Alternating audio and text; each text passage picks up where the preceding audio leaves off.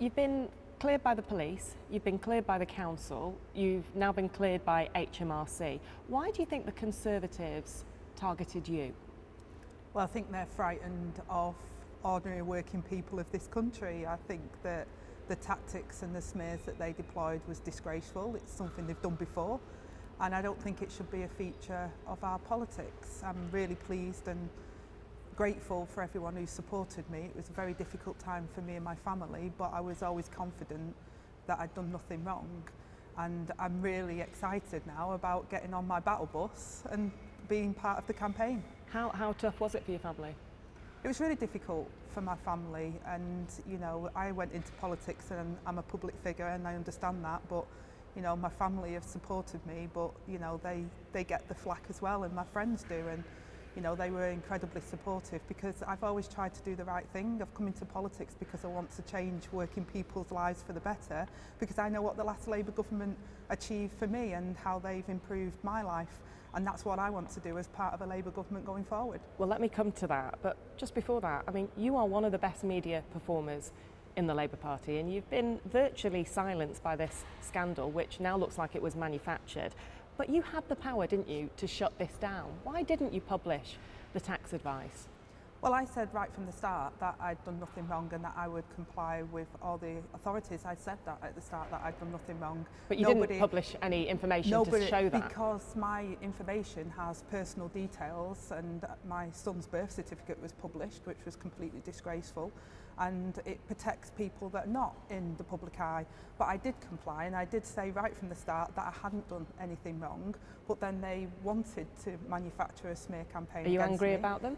I'm frustrated because actually it distracts resources that wasn't necessary, and it was clearly a waste of campaign. Police resources? I think it did distract resources at the time, and actually I'm really pleased now that we're in this position where we can focus on this general election campaign. And as you say, I want to be out there and I want to put that case forward, because this isn't about me or the Conservative Party. This is about the future of our country, and I want to enact Labour's policy in a Labour government so we can change people's lives for the better. Okay, let's do that. Diane Abbott has apologised. She's done an anti-Semitism course. She's been readmitted to the party, and then there was a secret briefing that she's going to be banned from standing. Where's the due process in that?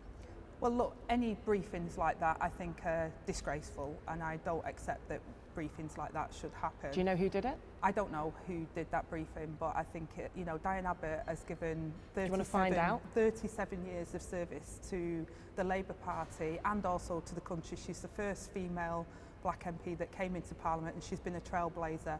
And for me, she is iconic in order to give people from her background the opportunity to say you can achieve great things as well. So I'm not happy that people brief out negatively about my colleagues. I don't think that's the way we should conduct ourselves. And you and I are the same age. We were 7 when that historic moment happened. Do you think she should be able to stand if she wants to? I don't see any reason why Diane Abbott can't stand as a Labour MP going forward. She's been cleared as part of an investigation. That is a process. I'm not involved in that process, and for me, I just see that if she wants to stand, then I don't see any reason why she can't stand.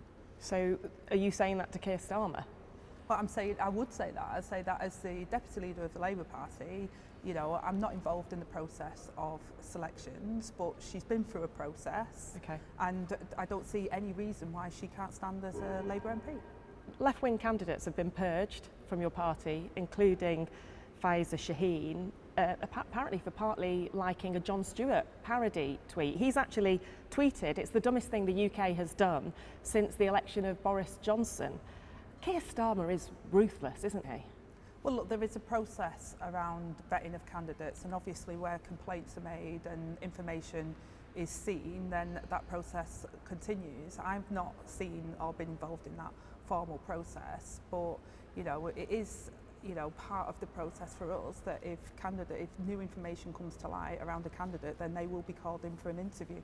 But you do think he is ruthless, don't you? I mean, he says he's ruthless. Well, look, you know, when Keir took over as leader of the Labour Party, he made it absolutely clear that we'd have a very high bar for candidates, and we would make sure that they comply with that, and that we would root out all forms of discrimination and anti-Semitism, And that's what Keir's been absolutely focused on. And there is a process that we expect all candidates to go through, including myself and others, and that's what would have happened. So she's been rightly barred from standing? Well, I don't know the details, and I'm not involved in that process. And just on that ruthlessness point, you didn't pick up on it, but Keir Starmer has told me a number of times that he's prepared to be ruthless. But where is the limit of that? I mean, is Diane Abbott's case, for example, the limit of that? I can see that there are people in Labour who might think front pages pitting Keir Starmer against Diane Abbott are a positive thing for voters in target seats. But is she, a trailblazer, as you said, a limit to that ruthlessness? Well, in terms of Keir Starmer's position, he's been clear that he has high standards in the Labour Party. It's a changed Labour Party under Keir Starmer's leadership, and he's been very clear that he will always put the country before the party, and that's what his key focus is now, is about making sure that we have the highest standards of candidates going forward, that puts the country first, and that will make sure that we can form a government that will improve working people's lives, and that is Keir's number one focus. Are you a socialist? I am a socialist. Keir Starmer also says that. What do you mean by that? It means I care about our community. I put community first. I think that actually, as an individual, you can only thrive if you've got a community around you. I believe in the collective good of what we can achieve together, and that's what I think socialism is for me. It's about we support each other, we look after each other, and you live not as an individual but part of a community, and therefore you get the support of the community when you need it, but you also equally support that community yourself. And who could disagree with that? And yet Rachel Reeves struggles with that word. Why do you think she struggles with it? Well, Rachel is a socialist, but she describes herself, I think, as a social democrat. But she is a socialist. But if you asked her what that meant to her, I'm pretty certain she would say exactly what I've just said to you. Why doesn't she use the word? Because she uses social democrat, but if you ask her and what she means by that... Has it become a dirty word? Is it because you get attacked by the right for saying it? I don't think so. Like I say, I've just described to you what socialism is to me. I think some people can confuse what socialism is, like ideology and politics, but actually socialism is being kind to your neighbours and looking out for each other as a part of a community. Do you sometimes worry that, I think you're on the left of the party, towards the left of the party, do you sometimes worry that you'll be the last woman standing? No, I think that the Labour Party, you know, I have different views that are quite strong on other areas like law and order, that nobody would say that I'm on the left of the party on law and order. But on other issues around public services, I think the public services should be there for the public good. So I'm probably more left-wing on some issues, but actually I would say I was probably more moderate on others. But that's what the Labour Party is. It's a broad church of ideas. Let me talk to you about public services. Everyone gets economic times are really hard. But you're going into this election saying you won't raise national insurance, you won't raise income tax, you won't raise VAT. The Institute for Fiscal Studies, very clear, that means pretty deep spending cuts. Is that what you wanted to be going into a general election promising? Look, we saw what happened when Liz Truss lost control of the economy by putting unfunded tax cuts. She crashed the economy and working people are paying the price. So we are absolutely clear that we have to be responsible. Working people have the highest tax burden for from an absolute generation. The Tories have completely broken Britain. We know it's going to be difficult, but we've also set out how we would do things differently. So closing the non-dom loopholes will make sure that we can get 6,500 teachers in schools. We've talked about the NHS and how we can support having 40,000 more appointments. So there's things we can do, but if we don't get control of the economy and grow the economy, then we will not be able to expand and support our public services in the way that we want to, and that's why our number one mission is to grow the economy. I've got a couple more. You could be Deputy Prime Minister in a matter of weeks, and I look at you and I see a radical politician who came into politics to change the lives of children like you, yeah? You'd agree with that, wouldn't you? And yet you're going into this election and you are not saying you will reverse the 2-child benefit cap that has literally driven children into poverty.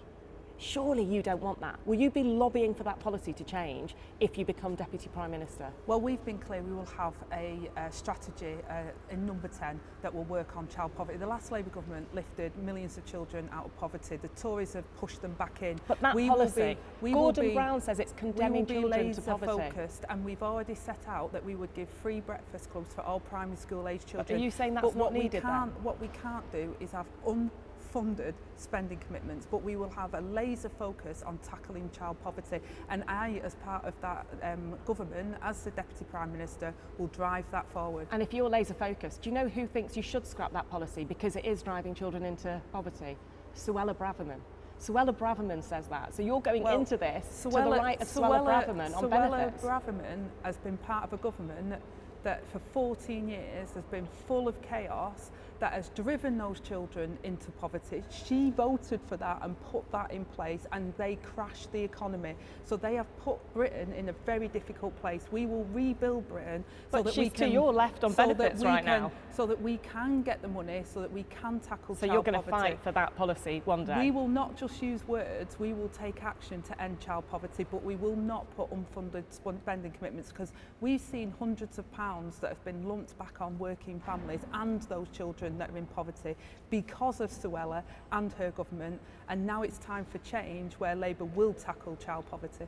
I've been told it's time up. I've got to ask you about TV debates. I promise the last one. Are you upset it's two blokes again? Well, it's two leaders of the party that happen to be blokes, so I mean, you can't turn around and say... Do you think the Labour Party will ever elect a woman? You can't turn around and say you can't have the Prime Minister and the leader of the opposition not debating each other. You'd happily step in, wouldn't you? I'll happily debate anyone, but it is the leader of the Labour Party and the leader of the Conservative Party that will go head to head, and they just happen to be male. Angela Rayner, thank you very much. Thank you.